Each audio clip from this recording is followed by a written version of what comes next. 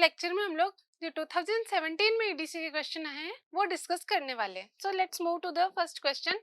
सबसे पहला क्वेश्चन है, a bar of gallium arsenide that is GaAs is doped with silicon such that the silicon atoms occupy gallium and arsenic sites in the gallium arsenide crystal. Which one of the following statements is true? Question में given है कि आपका एक semiconductor है, ठीक है, उसके अंदर आप लोगों ने क्या किया है, किसकी डोपिंग की है, गैलियम आर्सेनाइड की डोपिंग की गई है, ठीक है, विद सिलिकॉन. सिलिकॉन के साथ हम लोगों ने क्या की हुई है, गैलियम आर्सेनाइड की. अब डोपिंग जो है वो इस टाइप से की गई है कि जो सिलिकॉन एटम है वो क्या कर रहा है, या तो गैलियम की स्पेस ले रहा है या फिर क्या कर रहा है, जो आर्सेनाइड का प्लेस है वो ऑक्यूपाई कर रहा है. मतलब जहां पे आपका आर्सेनाइड है उसको हटा के क्या कर रहा है, खुद को पुट कर रहा है, या फिर जहां पे गैलियम है वहां पे क्या कर रहा है, उसको हटा के खुद को पुट कर रहा है. तो ये बोल रहा है कि जब वो क्या करेगा, गैलियम को हटा के खुद को पुट करेगा, उस टाइम पे वो सेमीकंडक्टर कैसा बिहेव करेगा, और जब दूसरा केस जब वो आर्सेनाइड को हटा के खुद को वहां पुट करेगा तब वो कैसा बिहेव करेगा. सो देखते हैं क्या होता है इसके अंदर. सबसे पहले हम लोग देखते हैं कि जब गैलियम आर्सेनाइड को हम लोग मिक्स करते हैं तो किस टाइप से उसका स्ट्रक्चर होता है. तो हम लोगों ने देखा था, we know that gallium arsenide जो होता है ना, उसमें से गैलियम जो होता है वो क्या होता है, थर्ड ग्रुप का एलिमेंट है, ठीक है. मतलब उसके अंदर फ्री इलेक्ट्रॉन्स कितने होते हैं, 3 होते हैं. और जो आर्सेनाइड होता है वो फिफ्थ ग्रुप का जो होता है एलिमेंट होता है, उसके जो फ्री इलेक्ट्रॉन्स रहते हैं वो कितने रहते हैं, 5 रहते हैं, ठीक है. और अपने सिलिकॉन के 4 इलेक्ट्रॉन्स फ्री रहते हैं, वो क्या रहता है, फोर्थ ग्रुप का एलिमेंट रहता है. तो इसका जो स्ट्रक्चर होता है ना, सपोज करो ये आपका आर्सेनाइड है और इसके आउटर मोस्ट सेल के अंदर 5 इलेक्ट्रॉन्स फ्री हैं, ठीक है. कितने वैलेंस इलेक्ट्रॉन्स है इसमें, 5.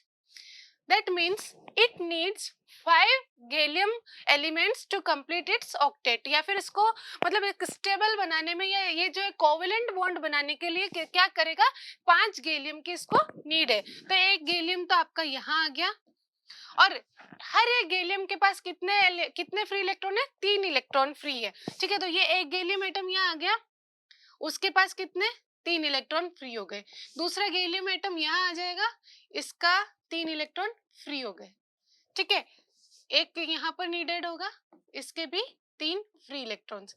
सिमिलरली यहाँ भी एक गैलियम एटम आएगा, उसके 3 फ्री इलेक्ट्रॉन्स. एक गैलियम एटम यहाँ आएगा, उसके भी 3 फ्री इलेक्ट्रॉन्स, ठीक है. तो इन्होंने क्या कर दिया, कोवेलेंट बॉन्ड बना दिया. 5 हमारे पास क्या हो गए, कोवेलेंट बॉन्ड बन गए. तो ये तो बात रही आर्सेनाइड की. अब अगर हम लोग एक इंडिविजुअल गैलियम की बात करें तो इसको अपने जो कोवेलेंट बॉन्ड बनाने के लिए कितने आर्सेनाइड एटम्स चाहिए, 3 आर्सेनाइड एटम.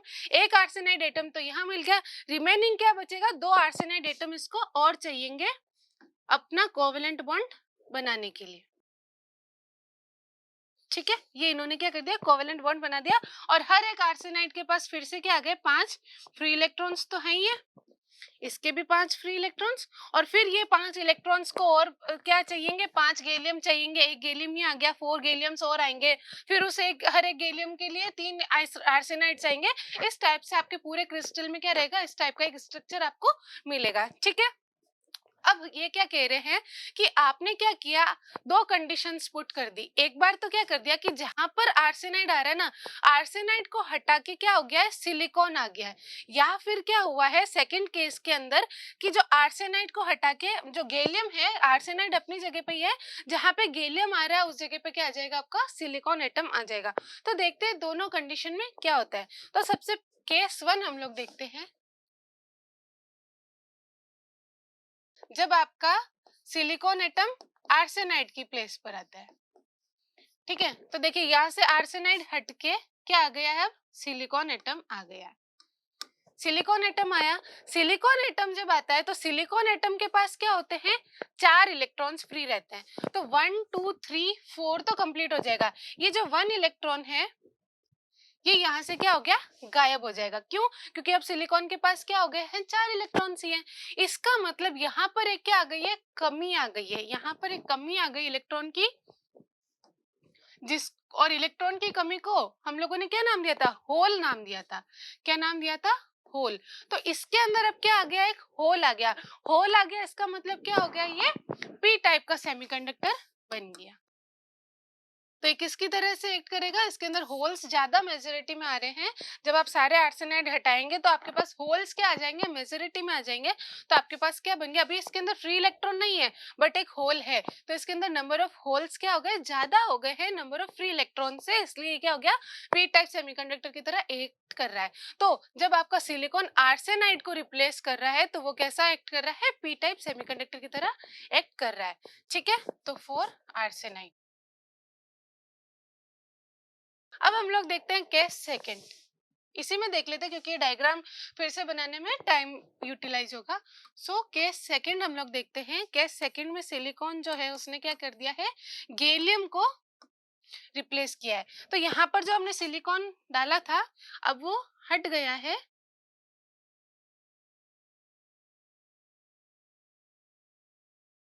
और वापस हमारा क्या है, आर्सेनाइड ही है, और आर्सेनाइड का ये 5 इलेक्ट्रॉन है। अब क्या किया हमने, गैलियम को हटा दिया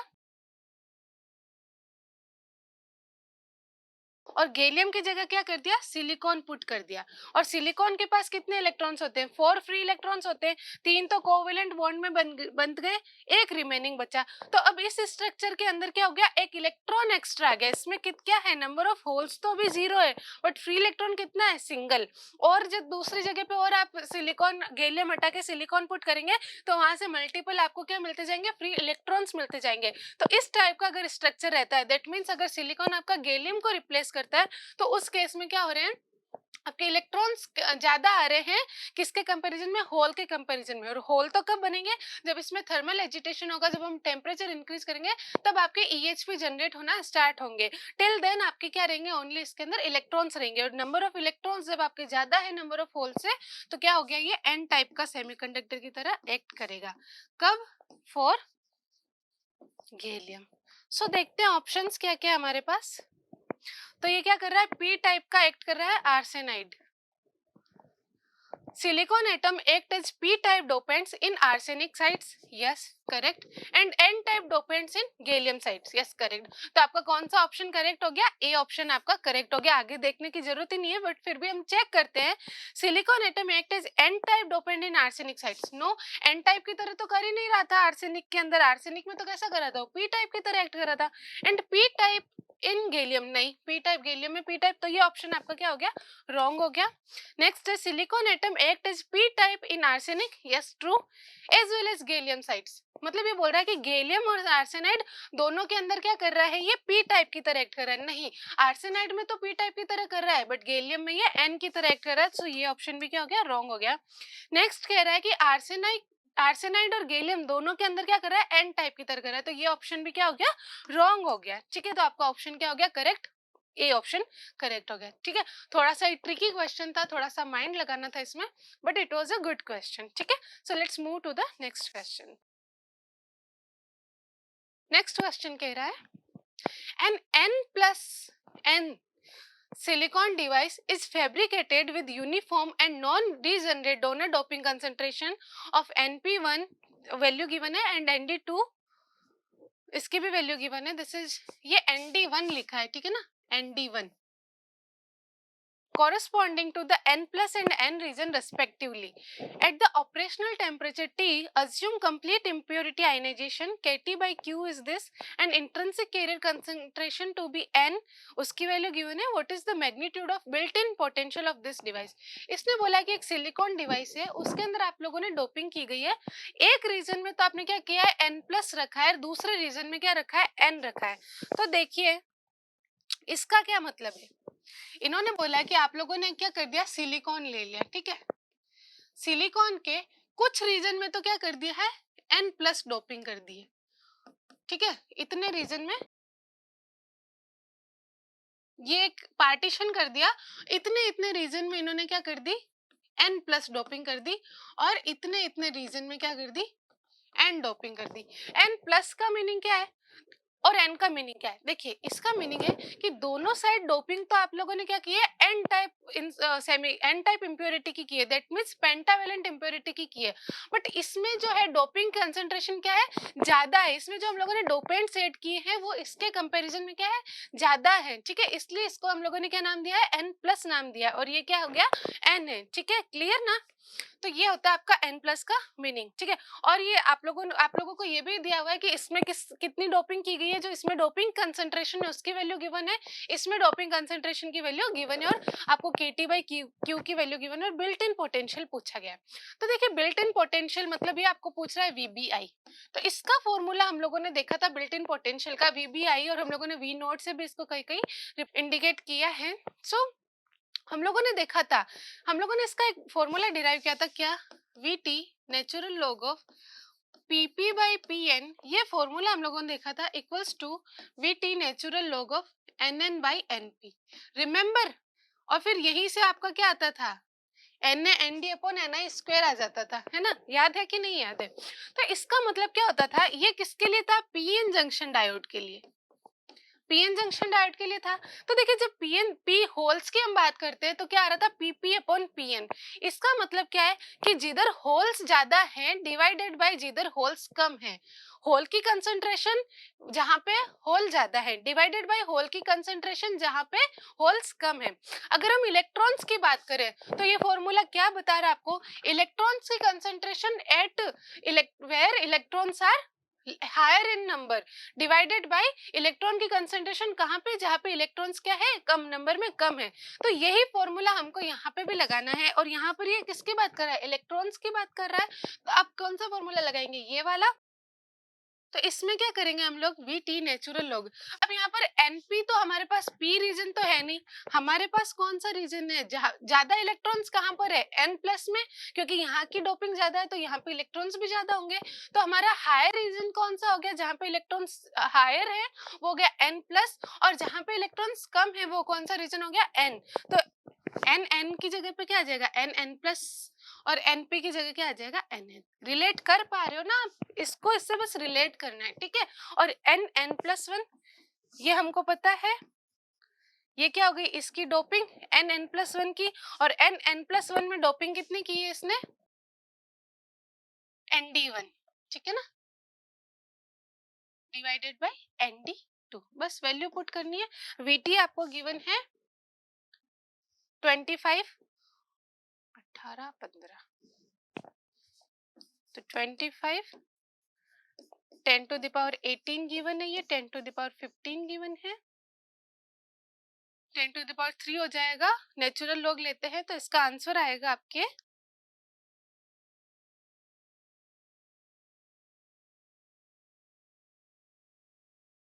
0.173 वोल्ट। ठीक है, क्लियर हो गया ये भी आप लोगों को, कैसे इसको सॉल्व करना है। बहुत इजी क्वेश्चन था ये भी। देखते हैं next question. For a narrow base PNP BJT, the excess minority carrier concentrations normalized to equilibrium minority carrier concentrations in the quasi-neutral emitter base and collector regions are shown below. Which one of the following biasing modes in the transistor operating in? ये कह रहा है कि आपने इन्होंने आपको क्या दिया, माइनॉरिटी कैरियर कंसंट्रेशन की जो प्रोफाइल है वो गिवन है आपको बीजेटी की, पीएनपी बीजेटी है उसकी, और आप लोगों को बताना है कि कौन से मोड में वर्क कर रहा है। ठीक है, अब देखिए पीएनपी है, एक्सेस माइनॉरिटी कैरियर कंसंट्रेशन आपको गिवन है, तो ये अमीटर है पी टाइप का, इसके अंदर क्या आ जाएगा, माइनॉरिटी इलेक्ट्रॉन की कंसंट्रेशन गिवन है, या होल की कंसंट्रेशन गिवन है, या इलेक्ट्रॉन की कंसंट्रेशन गिवन है। देखिए इसके अंदर क्या हो रहा है, अमीटर के अंदर देखिए क्या हो रहा है कि जैसे जैसे आप लोग सबस्ट्रेट के अंदर की साइड मूव कर रहे हैं वैसे वैसे जो है इलेक्ट्रॉन की कंसंट्रेशन क्या हो रही है, इंक्रीज हो रही है। क्या हो रही है, इंक्रीज हो रही है। और इधर जैसे जैसे जा रहे हैं वैसे वैसे क्या हो रहा है, आपके होल की कंसंट्रेशन इंक्रीज हो रही है। और इधर जैसे जैसे जा रहे हैं वैसे वैसे क्या हो रहा है, आपके पी साइड में इलेक्ट्रॉन की कंसंट्रेशन क्या हो रही है, डिक्रीज हो रही है। ठीक है, तो देखिए ये आपका क्या है, PNP, अच्छे से समझिएगा इसको, PNP। ठीक है, अब पहले हम लोग इस PN की बात करते हैं। इस PN के अंदर क्या हो रहा है, आपके इलेक्ट्रॉन की कंसंट्रेशन क्या आ रही है, कम हो रही है, इलेक्ट्रॉन की कंसंट्रेशन कम हो रही है, और इधर एन साइड में होल की कंसंट्रेशन आपके इस साइड जब आप मूव कर रहे हैं तो क्या हो रही है, कम हो रही है। और ऐसा कब होता है, जब आपका पीएन कैसा हो, फॉरवर्ड बायस्ड हो। हम लोगों ने देखा था जब पीएन जब फॉरवर्ड बायस्ड होता है तो उस केस में माइनॉरिटी कैरियर कंसंट्रेशन की हम लोगों ने प्रोफाइल ड्रॉ की थी, तो कैसे एक्सपोनेंशियली इंक्रीज होता है और डिक्रीज होता है। तो उसी टाइप से यहाँ पर भी क्या हो रहा है, ये फॉरवर्ड बायस को रिप्रेजेंट कर रहा है, ठीक है।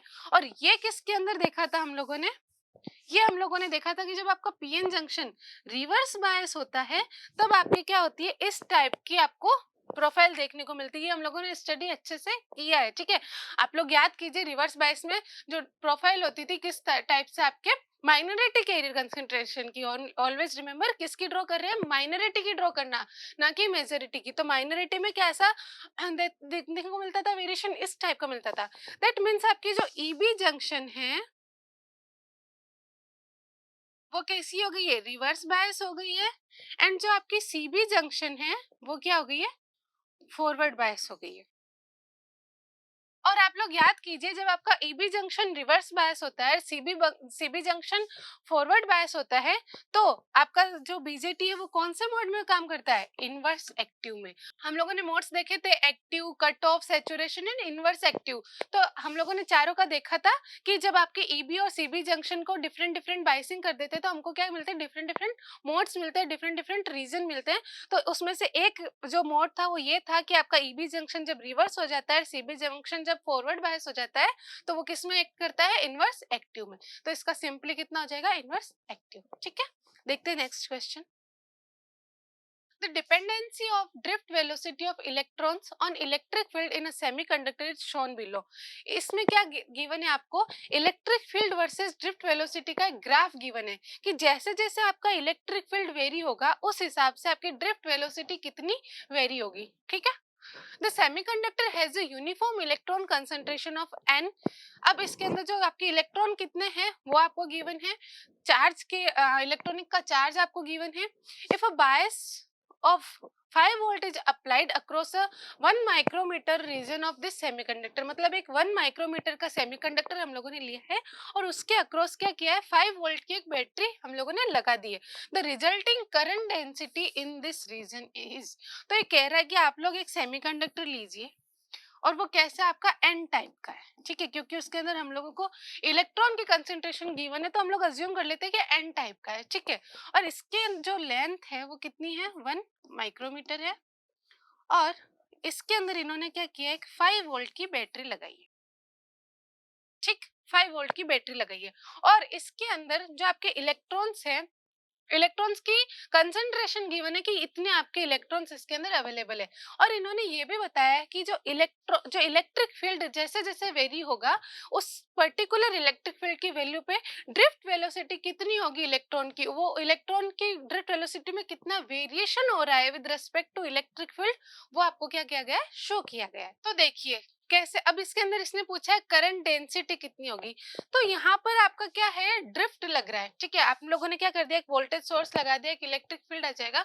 तो यहाँ पर जो करंट डेंसिटी है वो कौन सी करंट डेंसिटी पूछ रहा है, ड्रिफ्ट करंट डेंसिटी पूछ रहा है, ठीक है। यहाँ पर कहीं भी कंसेंट्रेशन ग्रेडियंट का जिक्र नहीं हो रहा है, तो ये डिफ्यूजन करंट डेंसिटी के बारे में नहीं पूछ रहा है। ड्रिफ्ट करंट डेंसिटी इलेक्ट्रॉन के लिए कितनी होती है, एन क्यू वी डी, ठीक है।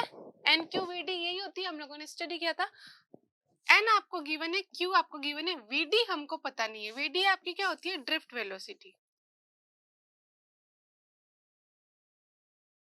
वीडी क्या होती है, ड्रिफ्ट वेलोसिटी। अब ड्रिफ्ट वेलोसिटी कैसे निकाले, ड्रिफ्ट वेलोसिटी हमको यहाँ पे गिवन है कि ड्रिफ्ट वेलोसिटी कैसे इलेक्ट्रिक फील्ड के साथ वेरी हो रही है।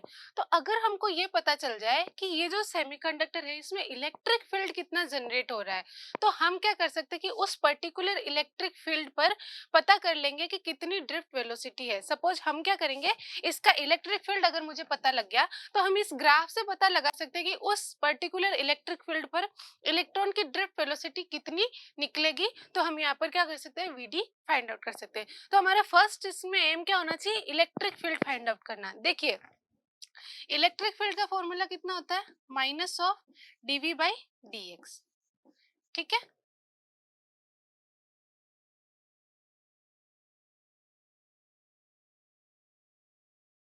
Minus of dv by dx equals to minus of v2 minus v1 divided by x2 minus x1। अब देखिए माइनस ऑफ, ये हम लोगों ने पहले भी 2-3 क्वेश्चन इस पे देख चुके हैं, तो डायरेक्ट में लिख देती हूँ, आप लोगों को भी याद होगा कि V2 के 5 वोल्ट गिवन है, तो ये कितना हो जाएगा 5 माइनस 0 डिवाइडेड बाई उस वैल्यू को मैं अगर 1 माइक्रोमीटर ले लूं तो एट 1,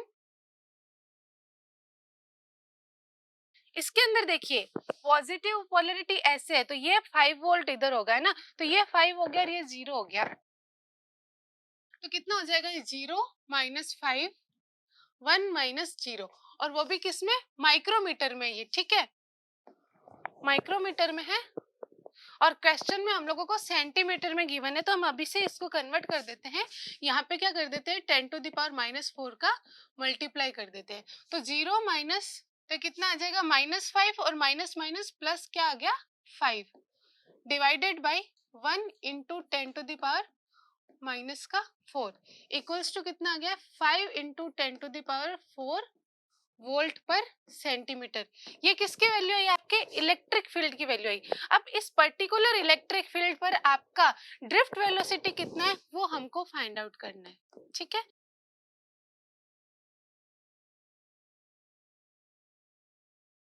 तो देखिए फिर से ग्राफ देखते हैं हम, ग्राफ में देखिए 5 इंटू 10 टू द पावर 5 पर कितना है 10 टू द पावर 7 है, ठीक है, और 0 पर कितनी है वैल्यू 0 है, ठीक है, तो हम लोग y2 minus y1 upon x2 minus x1 करके स्लोप निकाल लेते हैं, और उस स्लोप से फिर हम लोग उस पर्टिकुलर पॉइंट पर ड्रिफ्ट वेलोसिटी निकाल सकते हैं, ठीक है। आपको इसमें signal and system again apply करना होगा, तो सबसे पहले हम लोग इसकी स्लोप निकालते हैं।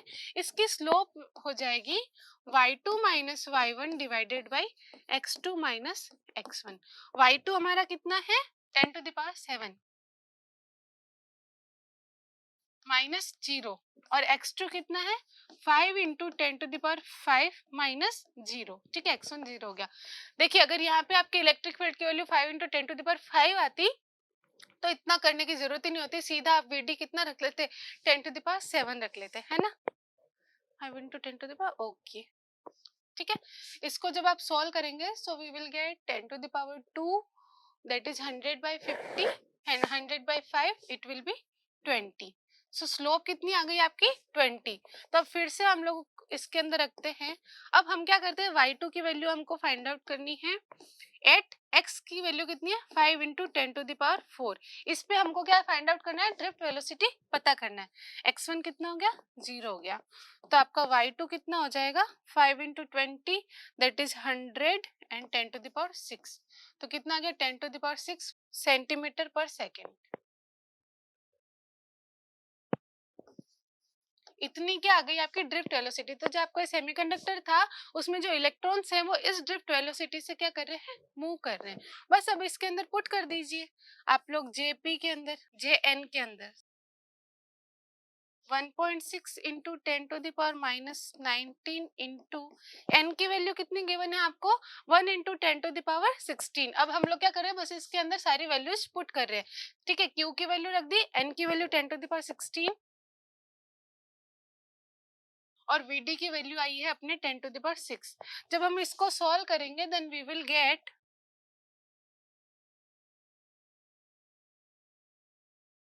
1.6 इंटू 10 टू द पावर 3, और ये क्या आई है एम्पियर पर सेंटीमीटर स्क्वायर आई है।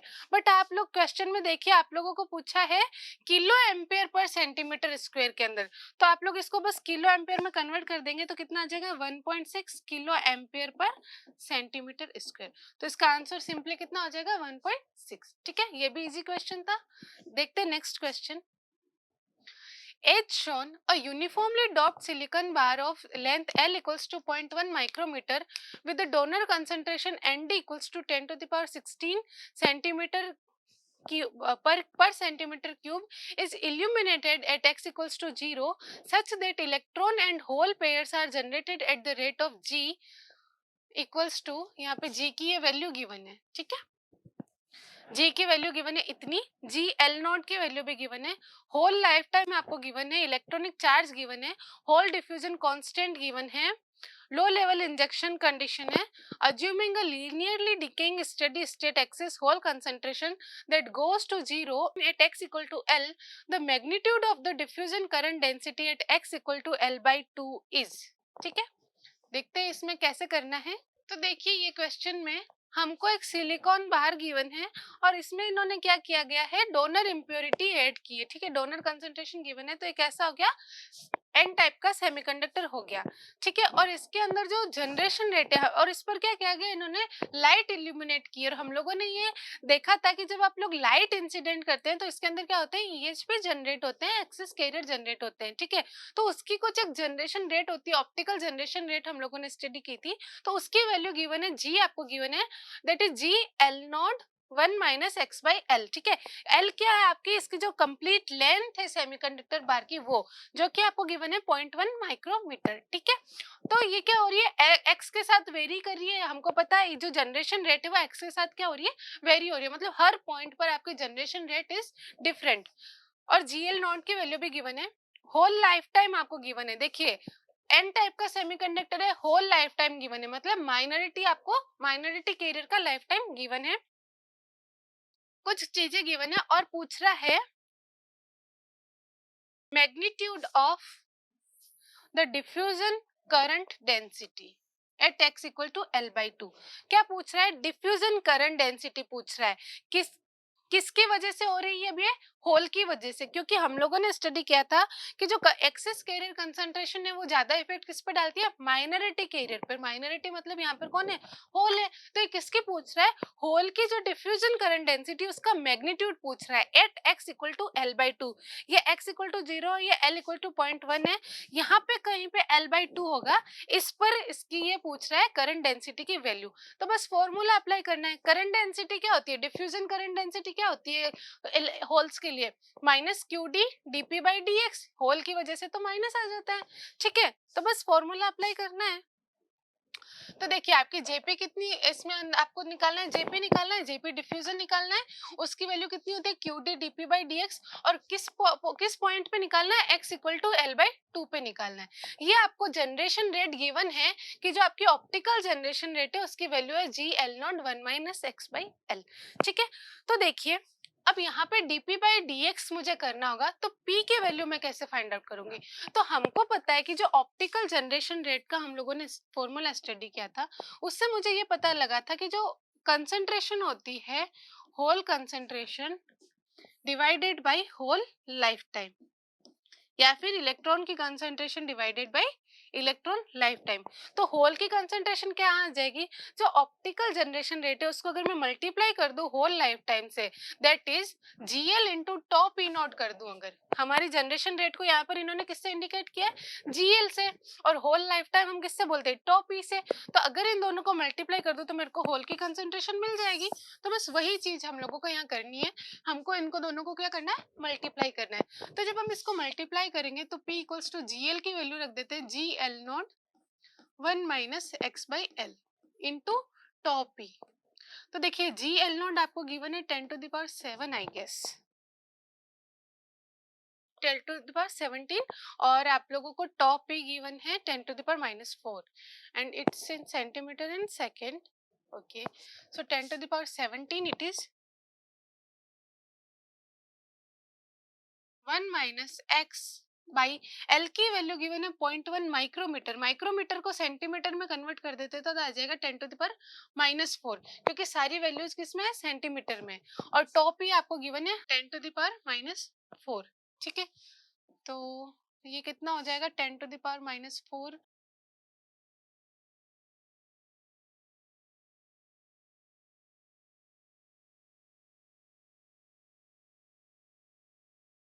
तो ये आ गया आपका P। हमको क्या फाइंड आउट करना है, dp by dx। dp by dx अगर मुझे क्या करना होगा, इसको डिफरेंशिएट करना होगा। इसको मैं अंदर मल्टीप्लाई कर लेती हूँ तो कितना आ जाएगा, 10 to the power 13 minus 10 to the power 18x। ठीक है, अब इस क्वांटिटी को क्या करना है, dp बाई dx। ये p इक्वल्स टू इतना आ रहा है और हमको क्या करना है, dp बाई dx, मतलब इसको x के रेस्पेक्ट में क्या करना है, डिफरेंशिएट करना है। तो ये तो कांस्टेंट हो गया, इसका हो गया 0 माइनस 10 टू द पावर 18 का 18 एज इट इज, और x का हो जाएगा 1, तो कितना आ जाएगा, माइनस 10 टू द पावर 18। ये क्या आ गया, dp बाई dx आ गया। ठीक है, अब हमको फाइंड आउट करना है x equal to L by two. तो इसमें x की वैल्यू कहीं आ ही नहीं रही है, तो x पे डिपेंड ही नहीं कर रहा है, तो हमको कहीं पे नीड नहीं है एल बाई टू पुट करने की। अगर यहाँ पर सपोज कुछ ये इस टाइप का होता कि यहाँ पर जो ये जनरेशन रेट है वो ऐसे वेरी करती कि यहाँ पर आपका एक्स स्क्वायर आता, तो यहाँ भी एक्स स्क्वायर, यहाँ भी एक्स स्क्वायर, यहाँ भी एक्स स्क्वायर, यहाँ एक्स स्क्वायर आता, तो यहाँ पर क्या आ जाता, 2x आ जाता डिफरेंशिएट होने के बाद। उसके बाद हम यहाँ पर x इक्वल टू क्या करते हैं, एल बाई टू पुट करते हैं और l की वैल्यू 0.1 पुट करते हैं। ठीक है, बट यहाँ पर हमारे पिक्चर में नहीं आ रहा है x और l। ठीक है, तो अब बस यहाँ पे वैल्यूज आप पुट कर दीजिए, minus as it is 1.6 into 10 to the power minus 19। D आपको गिवन है डायरेक्टली 100 सेंटीमीटर एंड सेकेंड में। Okay, so it is 100 and it is minus 10 to the power 18, so minus minus plus हो जाएगा और इसका answer आपको आ जाएगा 16 ampere पर सेंटीमीटर स्क्वायर। ठीक है, और पूछा किस में है, एम्पियर पर सेंटीमीटर स्क्वायर में पूछा है, कितना आंसर आ रहा है आपका 16। तो ये भी बहुत इजी क्वेश्चन था। ठीक है, देखते हैं नेक्स्ट क्वेश्चन। नेक्स्ट क्वेश्चन कह रहा है as shown to silicon abrupt PN junction diodes are fabricated with uniform donor doping concentration of ND1 and ND2 in the N regions of the diodes and uniform acceptor doping concentration of Na1 and Na2 in the P regions of diode respectively, assuming that the reverse bias voltage is built-in potential of diode, the ratio C1 by C2 of their reverse bias capacitances for the same applied reverse bias is। ठीक है, तो इस question के अंदर हम लोगों को क्या करना है, जो रिवर्स बायस कैपेसिटेंस होगा इन दोनों का, उनका रेशियो पूछा है। इन्होंने बोला दो पीएन जंक्शन डायोड है, दोनों की आप लोगों ने जो डोपिंग है वो डिफरेंट है। देखिए इसके अंदर जो पी टाइप की डोपिंग है उतनी ही क्या की हुई है, एन टाइप की डोपिंग की गई है, और एक दूसरा डायोड लिया गया उसमें भी जितनी पी टाइप की डोपिंग है उतनी क्या है, एन टाइप की डोपिंग है, बट दोनों वैसे डिफरेंट है। इसके अंदर डोपिंग कम है, इसके अंदर डोपिंग ज्यादा है, तो ऑब्वियस सी बात है इसका कैपेसिटेंस, इसकी जो पैरामीटर्स होंगे वो अलग होंगे एंड इसके पैरामीटर्स अलग होंगे। ठीक है, तो ये पूछ रहा है कि दोनों के जो कैपेसिटेंसेज है उनमें क्या डिफरेंसेज आएगा। तो सिर्फ डोपिंग के डिफरेंसेज से आपको ये कैपेसिटेंस का डिफरेंस पूछ रहा है, तो हमको थोड़ा सा माइंड सेट करना पड़ेगा कि डोपिंग के डिफरेंस से कैपेसिटेंस पे क्या फर्क पड़ता है, वो हम लोगों को क्या निकालना पड़ेगा, एक रिलेशन डेवलप करना पड़ेगा। तो देखिए कैपेसिटेंस का फॉर्मूला क्या होता है, चलिए लिखते हैं। कैपेसिटेंस अपना कितना होता है, एप्सिलॉन ए बाई डब्ल्यू। मतलब हमारा कैपेसिटेंस किस पर डिपेंड करता है, डब्ल्यू पर डिपेंड कर रहा है। यहाँ पर जो एप्सिलॉन एरिया है, मतलब इसके अंदर जो बाकी पैरामीटर्स है दोनों डायोड के वो क्या है, सेम है, ओनली डिफरेंस किसमें, डोपिंग में। ठीक है, तो जब आपका यहाँ पर एप्सिलॉन और ए तो सेम है, डब्ल्यू आप लोगों का क्या होता है, डोपिंग की जो रूट ऑफ डोपिंग होता है उसके इनवर्सली प्रोपोर्शनल होता है। तो देखिए W जो है इनवर्सली प्रोपोर्शनल होता है डोपिंग के, या फिर हम लोग ऐसा बोल सकते हैं कि जो W है वो प्रोपोर्शनल होता है under root of 1/Na plus 1/Nd के, क्योंकि W के फॉर्मूले में यही आता है। जब W इसके प्रोपोर्शनल है तो आपका C क्या हो जाएगा, इसके इनवर्सली प्रोपोर्शनल हो जाएगा। ठीक है, या फिर C को अभी हम लोग क्या लिखते हैं, 1/W ही लिखते हैं, और W किसके प्रोपोर्शनल है, इसके प्रोपोर्शनल है। ठीक है, और ये किसके प्रोपोर्शनल हो गया, under root of 1/Na plus 1/Nd के। क्लियर, यहां तक चीजें क्लियर हो गई। अब देखिए आप लोग, ये हो जाएगा 1/ इसके, क्योंकि C किसके प्रोपोर्शनल है, 1/W के, और W किसके प्रोपोर्शनल है, इसके, तो 1/W किसके प्रोपोर्शनल हो जाएगा, 1/Na प्लस 1/Nd के। ठीक है, तो हम अगर इसका कांस्टेंट हटाएं तो C इक्वल्स टू कितना हो जाएगा, K divided by under root of 1/Na plus 1/Nd, यही तो होगा। और अगर हम लोग C1 और C2 की वैल्यू करें तो C1 क्या हो जाएगा, K तो कांस्टेंट है, C1 और C2 के लिए दोनों क्या रहेगा, सेम रहेगा, तो K upon under root 1/Na plus 1/Nd plus Nd1, K upon under root 1/Na1 की वैल्यू कितनी है, 10 टू द पावर 14, प्लस ये भी कितनी है, 10 टू द पावर 14। इसको जब सॉल्व करेंगे तो कितना आ जाएगा, K upon under root of 2/10 to the power 14। C2 कितना आ जाएगा आपका, K upon under root 1/Na2 plus 1/Nd2 equals to K upon under root 1/10⁻16 plus 1/10⁻16 is equals to K upon under root 2/10⁻16। ठीक है। अब क्वेश्चन में आपको पूछा है C2 और C1 का रेशियो, दैट इज C2/C1 इसने आपको पूछा है। तो C2 कितना आ रहा है हमारा, K upon under root 2/10⁻16 divided by K upon under root 2/10⁻14। K और अंडर रूट 2 कैंसिल आउट हो जाएंगे, रिमेनिंग आपका बचेगा 10⁻16/10⁻14। तो 16/10⁻16/10⁻14 कितना हो जाएगा 100, तो अंडर रूट ऑफ 100 कितना आ गया 10। तो C2/C1 कितना आ रहा है आपका 10 आ रहा है। ठीक है, तो ये भी बहुत इजी क्वेश्चन था, बहुत अच्छा क्वेश्चन था, थोड़ा सा इसमें ट्रिक लगानी थी बट अच्छा क्वेश्चन था। ठीक है, तो देखते हैं next question. An NPN bipolar junction transistor BJT is operating in the active region if the reverse bias across the base collector junction is increased then। इसके अंदर क्या है, एक BJT आपका किसमें एक्ट कर रहा है, इस किसमें है, एक्टिव रीजन में ऑपरेट कर रहा है। और एक्टिव रीजन में ऑपरेट कर रहा है इसका मतलब क्या है, आपके जो ईबी जंक्शन है वो कैसी है, फॉरवर्ड बायस है, और जो सीबी जंक्शन है वो कैसी है, रिवर्स बायस्ड है। ठीक है, तो इसने बोला कि जो सीबी जंक्शन का जो रिवर्स बायस है उसको हम लोगों ने क्या कर दिया, इंक्रीज कर दिया है। तो क्या क्या इफेक्ट पड़ेगा, तो ऑप्शन से हमको पता चल रहा है कि जो बेस विथ का ये पूछ रहा है कि बेस विथ पे क्या होगा, और common ammeter current gain, common ammeter current gain होता है बीटा, बीटा इक्वल्स टू होता है IC/IB। तो ये क्या कर रहा है, IC/IB में पूछ रहा है कि भाई IC/IB में जो बीटा होगा वो कितना हो जाएगा, और आपकी जो बेस विथ में क्या फर्क पड़ेगा। तो देखिए, जब आप लोग रिवर्स बायस इंक्रीज करेंगे तो डिप्लेशन विथ क्या होगी, इंक्रीज होगी, डिप्लेशन विथ इंक्रीज होगी तो इफेक्टिव बेस विथ है वो क्या होगी, डिक्रीज होगी। ये हम लोगों ने देखा था, तो इसमें तो इतना कुछ करने की जरूरत नहीं है, सिंपली आपकी जो इफेक्टिव बेस विथ हो जाएगी वो क्या हो जाएगी, डिक्रीज हो जाएगी। अब देखिए, इफेक्टिव बेस विथ जो है आपकी डिक्रीज हो रही है तो आपकी आईबी करंट क्या हो जाएगी, डिक्रीज हो जाएगी। आईबी करंट जब डिक्रीज हो रही है तो बीटा इक्वल्स टू IC/IB क्या हो जाएगा, इंक्रीज हो जाएगा। तो बीटा पे क्या फर्क पड़ रहा है, इंक्रीज हो जाएगा। तो एक तो क्या हो रही है, डिक्रीज हो रही है, दूसरा पैरामीटर क्या हो रहा है, इंक्रीज हो रहा है। तो डिक्रीज एंड इंक्रीज हम लोगों को ढूंढना है, increase increase increase decrease decrease increase. Okay, तो ऑप्शन सी इज करेक्ट, क्योंकि आपकी जो इफेक्टिव बेस विथ है वो क्या हो गई, डिक्रीज हो गई है, और common ammeter current gain that is जो बीटा है वो क्या हो गया है, इंक्रीज हो गया है। ठीक है, तो आपका ऑप्शन सी इसमें हो गया। ये बहुत ही इजी क्वेश्चन था। देखते हैं नेक्स्ट क्वेश्चन।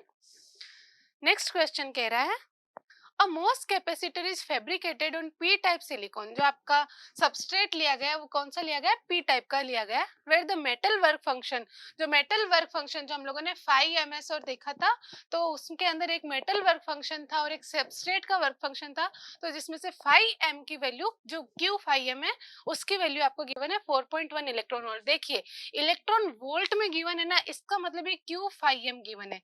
अगर ये आपको सिर्फ 4.1 वोल्ट देता तो आपका सिर्फ क्या होता है, 5m की वैल्यू गिवन होती है। ठीक है, तो आप लोगों को ऐसे यूनिट से आइडेंटिफाई करना है।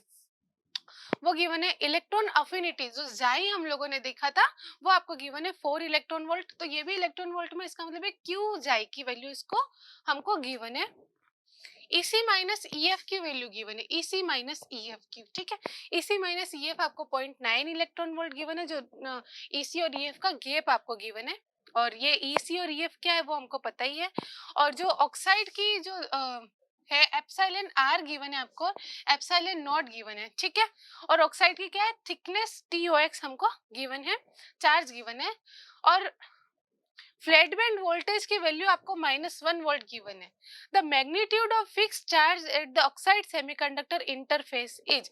आपको पूछा गया है कि ऑक्साइड सेमीकंडक्टर इंटरफेस पे जो फिक्स चार्ज होगा, जो हम लोगों ने स्टडी किया था नॉन आइडियलिटीज, उसमें हम लोगों ने देखा था कि फिक्स चार्ज जो ट्रैप्ड चार्ज होते हैं उसकी वैल्यू पूछा है कि कितने ट्रैप्ड चार्ज होंगे, कहाँ पे, आपके जो ऑक्साइड और सेमीकंडक्टर की जो इंटरफेस है जिसको हम लोगों ने सरफेस नाम दिया था, वहां पर पूछ रहा है कि कितने होंगे। तो ये अल्टीमेटली क्या पूछ रहा है, जो हम लोगों ने QSS और QSS डैश हम लोगों ने स्टडी किया था फॉर्मूलाज में भी हम लेकर आए थे, इसको इंट्रोड्यूस किया था, ये क्यू एस एस की वैल्यू ही पूछ रहा है। तो इसके क्यू एस एस हमारा कहाँ आ रहा था, जब हम लोगों ने फ्लैट बैंड वोल्टेज का फॉर्मूला निकाला था और थ्रेशोल्ड वोल्टेज का जब हम लोगों ने फॉर्मूला निकाला था, तब हम लोगों को क्या मिला था, क्यू एस एस वहां पे हमारे पिक्चर में आया था। तो इस क्वेश्चन में आपको थ्रेशोल्ड वोल्टेज तो कहीं गिवन नहीं है, कहीं मेंशन नहीं है, हमको क्या गिवन है, फ्लैट बैंड वोल्टेज गिवन है। तो हम ये कर सकते हैं कि हाँ, फ्लैट बैंड वोल्टेज वाला फॉर्मूले से हम लोग क्या कर सकते हैं, क्यू एस एस, क्योंकि उसी में क्यू एस एस आ रहा था, तो वहां से हम लोग क्या कर सकते हैं, Q S S find out कर सकते हैं। तो क्या था फ्लैट बैंड वोल्टेज का फॉर्मूला, फ्लैट बैंड वोल्टेज का फॉर्मूला होता है 5 ms minus Q S S upon COX, यही था। तो यहाँ से अगर हम लोगों को फ्लैट बैंड वोल्टेज गिवन है, अगर हमारे पास 5 ms आ जाए, COX आ जाए, तो हम क्या कर सकते हैं, QSS फाइंड आउट कर सकते हैं, क्योंकि पूछा क्या गया है, QSS ही पूछा गया है। हमको गिवन क्या क्या है, हमको Q5M गिवन है, ठीक है। वो अभी मैंने बताया इलेक्ट्रॉन वोल्ट में गिवन है, तो Q5M होगा। Qi हमको गिवन है, फ्लैट बैंड वोल्टेज गिवन है, EC माइनस EF गिवन है। तो देखिए 5 ms कैसे आएगा, 5 ms का वैल्यू होता है 5M माइनस 5S। तो देखिए Q5M हमको गिवन है, तो 5M तो यहाँ से कितना आ जाएगा, सिंपली ये भी मैंने बताया था आप लोगों को कि अगर ये आपका इलेक्ट्रॉन वोल्ट में एनर्जी गिवन है, तो आप लोग क्या कीजिए, इसको Q से डिवाइड कर दीजिए, तो वो क्या आ जाएगी, आपका वोल्ट हमको मिल जाएगा। और ये सिंस इलेक्ट्रॉन वोल्ट में है, तो इसको क्या करना पड़ेगा, आपको 1.6 से मल्टीप्लाई करेंगे और Q से डिवाइड करेंगे, 1.6 इंटू 10⁻⁻19, तो पूरी की पूरी कैंसिल हो जाएगी, और यही चीज आपकी किस में आ जाएगी, वोल्ट में आ जाएगी। तो कितना हो जाएगा, 4.1 वोल्ट आ गया, ठीक है। यहाँ से भी जाई जो है वो कितना हो गया, 4 वोल्ट हो गया, ठीक है ना। तो देखिए 5M हमका हमारा कितना गिवन है, 4.1 वोल्ट, ये हमको पता चल गया। 5S हमको नहीं पता है, तो हम 5S कैसे निकाल सकते हैं। देखिए 5S का जो फॉर्मूला होता है वो ये होता है कि Q ऑफ 5S होता है जाई प्लस EC माइनस EF। ये क्या होता है आपका, Q जाई है ना, क्यू जाई प्लस EC माइनस EF, ये आपका क्या होता है, Q5S होता है, ठीक है। तो यहाँ से हम लोग क्या निकाल सकते हैं, 5S निकाल सकते हैं। और COX आपका कितना आ जाएगा, COX हो जाएगा आपका, ये तो आपको पता ही है, एप्सिलॉन नॉट अपॉन क्या होता है, TOX। तो बस यहाँ और ये दोनों सारी वैल्यूज आपको गिवन है, तो हम इजीली जो QSS फाइंड आउट कर सकते हैं। तो सबसे पहले हम लोग देखते हैं, निकालते हैं 5S।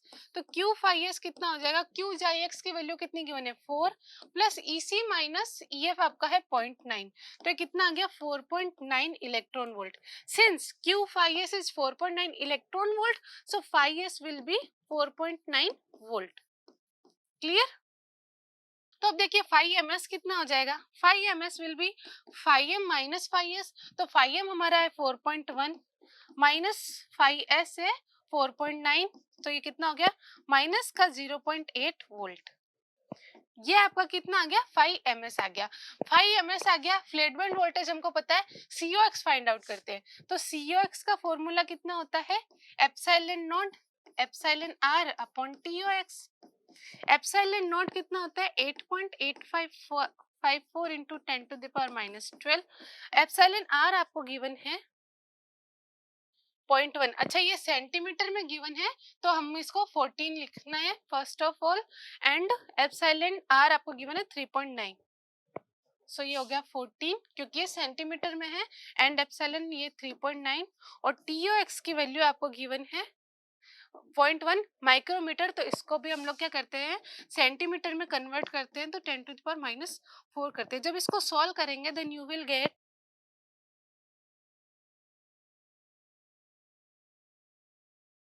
ये आपके क्या आ जाएगा, COX की वैल्यू इतनी आ गई।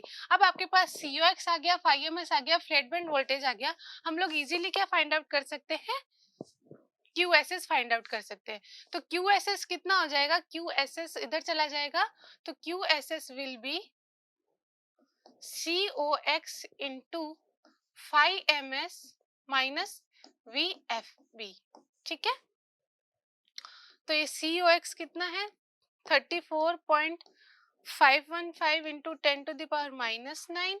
5 ms का आ रहा है माइनस का 0.8, ये माइनस, और फ्लैट बैंड वोल्टेज की वैल्यू -1 है, तो +1 हो जाएगी, तो ये आ जाएगा 0.2। और इसको जब हम मल्टीप्लाई करेंगे तो हमारा आंसर आएगा 6.903 नैनो कूलाम पर सेंटीमीटर स्क्वायर। तो ये आपको मिल गया, आपको जो कितना चार्ज प्रेजेंट है वो, और इसी यूनिट में पूछ रहा है तो आपका आंसर कितना हो जाएगा 6.903। ठीक है, देखते हैं नेक्स्ट क्वेश्चन। नेक्स्ट क्वेश्चन कह रहा है For a particular intensity of incident light on a silicon PN junction solar cell एक लिया गया है और उस पर हम लोगों ने क्या किया है, सनलाइट अप्लाई की है। तो फोटो करंट डेंसिटी JL की वैल्यू गिवन है आपको 2.5 मिली एम्पियर पर centimetre and the open circuit voltage is 0.451 volt. आपको ओपन सर्किट वोल्टेज गिवन है, थर्मल वोल्टेज भी गिवन है 25 milli volt. If the intensity of incident light is increased by 20 times, मतलब अब क्या कर दिया हम लोगों ने, जो इंसिडेंट की थी लाइट उसकी इंटेंसिटी 20 टाइम्स इंक्रीज कर दी।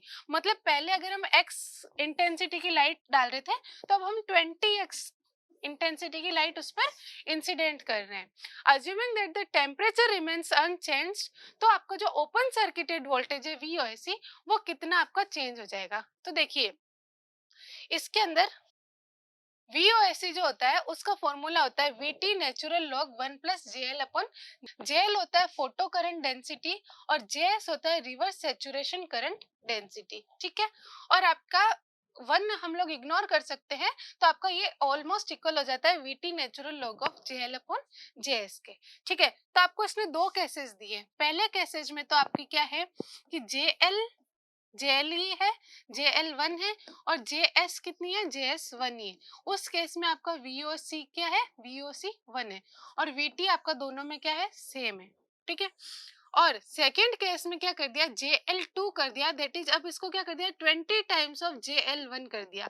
अब इसने इंटेंसिटी को क्या कर दिया, इंक्रीज कर दिया। बाकी सब इसने सेम रखा, दैट इज JS2 अब क्या कर दिया JS1 के इक्वल ही है। बट VOC2 हमको फाइंड आउट करना है कि इसमें क्या चेंज होगा। हाँ, VT2 अभी भी कितना है, VT ही है, क्योंकि VT किस पे डिपेंड करता है, टेम्परेचर पे, और टेम्परेचर हमारा अनचेंज्ड है। तो इसके अंदर अगर हम लोग रखें VOC1 इक्वल्स टू कितना हो जाएगा, VT natural log of JL1 plus JS, इसको मैं JS ही नाम दे सकती हूँ, ये हम लोगों ने बोल दिया JSC है क्योंकि ये भी क्या है, चेंज नहीं हो रही है। ठीक है, इसकी वैल्यू आपको गिवन है 0.451 गिवन है ना, 0.451 वोल्ट आपको ओपन सर्किट वोल्टेज की वैल्यू गिवन है। ठीक है, सेकेंड केस में आपको क्या है, VOC2 फाइंड आउट करना है, that is VT natural log of, ये कितना हो जाएगा JL2 अपॉन JS2 आएगा, बट JS2 की वैल्यू कितनी है, JS ही है, तो यहाँ पर हम लोग क्या लिख सकते हैं, JS ही लिख सकते हैं, और VT भी VT रहेगा। ठीक है, और JL2 की हमारी वैल्यू कितनी है, 20 into JL1 divided by JS। ठीक है, बस लॉग की प्रॉपर्टी लगानी है अब तो। लॉग,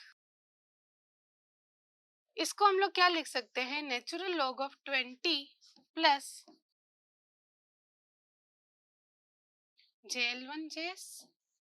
VT को अंदर ले जाए, VT natural log of 20 plus VT natural log of JL1 plus JS। समझ में आया ना, बस यहाँ पर क्या रखना है, नेचुरल लॉग की प्रॉपर्टी लगानी है ना। ये कितना हो जाएगा, m plus log of n, यही होता है। तो 20 को एक कर दिया हम लोगों ने, JL1 बाई JS को अलग अलग कर दिया, तो ये आ जाएगा, और फिर अंदर इसका मल्टीप्लाई कर दिया। तो VT की वैल्यू हमको गिवन है कितनी, 25 मिलीवोल्ट। 25 का मतलब कितना हो गया, 0.025 नेचुरल लॉग ऑफ 20, इसकी वैल्यू कैलसी से अभी फाइंड आउट करते हैं। प्लस अब ये देखिए VT natural log of JL1 upon JS, ये देखिए VT natural log of JL1 upon JS, ये क्या है, open circuit voltage first case वाला, इसकी वैल्यू कितनी है 0.451 डायरेक्ट गिवन है, तो इसको हम कितना लिख सकते हैं 0.451, और जब हम इसको तो, और ये किसके इक्वल है, हमारा VOC2 के इक्वल है, और जब इसको सॉल्व करेंगे तो हमारा आंसर आएगा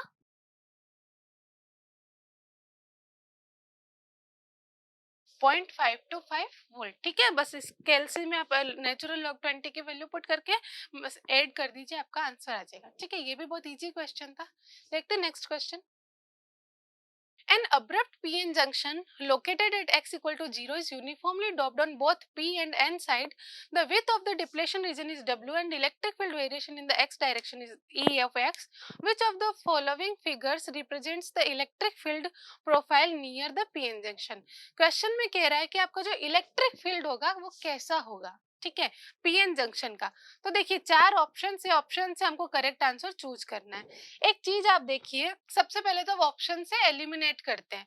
तो देखिए इलेक्ट्रिक फील्ड का हम लोगों ने देखा था कि जो पीएन जंक्शन के अंदर ट्रायंगुलर शेप बनता था, ठीक है।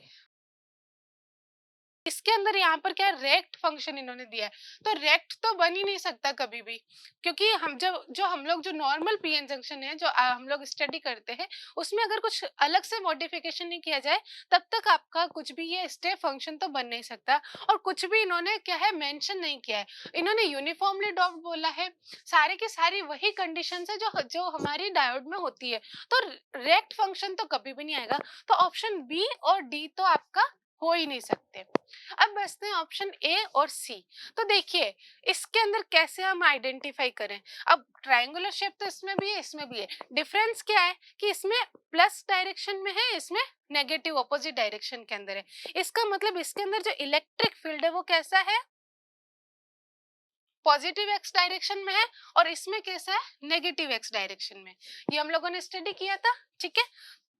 अब देखिए इसके अंदर देखिए मेंशन एक चीज क्या है कि इधर जो है एन साइड है, इधर जो है पी साइड है, मतलब आपका जो डायोड है उसका राइट साइड में आपका क्या है पी है और एन है। हम लोग क्या स्टडी किया था, हम लोगों ने पी और एन इस टाइप से स्टडी किया था, बट इन्होंने क्या कर दिया है एन की डोपिंग इस साइड की है, अब ठीक है, लेफ्ट साइड में की है। तो देखिए अगर आपके n इधर है तो यहाँ से इलेक्ट्रॉन्स यहाँ जाएंगे, यहाँ से इलेक्ट्रॉन्स जब यहाँ जाएंगे तो आपकी जो डिप्लेशन रीजन होगी उसमें क्या होंगे पॉजिटिव चार्जेज होंगे इधर, और नेगेटिव चार्जेज कहाँ जाएंगे इधर। तो पॉजिटिव चार्ज इधर है, नेगेटिव चार्ज इधर है, तो आपकी इलेक्ट्रिक फील्ड की डायरेक्शन कौन सी होगी, ये होगी पॉजिटिव एक्स होगी। बस आप देख लीजिए कि इन दोनों में कहाँ मैच कर रहा है, इसमें इलेक्ट्रिक फील्ड की डायरेक्शन इस ग्राफ के अकॉर्डिंग क्या है नेगेटिव एक्स है, बट हमारे इसके अकॉर्डिंग अगर आपका n अगर आपका लेफ्ट में होना चाहिए तो इलेक्ट्रिक फील्ड की डायरेक्शन किधर होनी चाहिए, पॉजिटिव एक्स होनी चाहिए, तो ऑप्शन सी भी आपका नहीं हो सकता।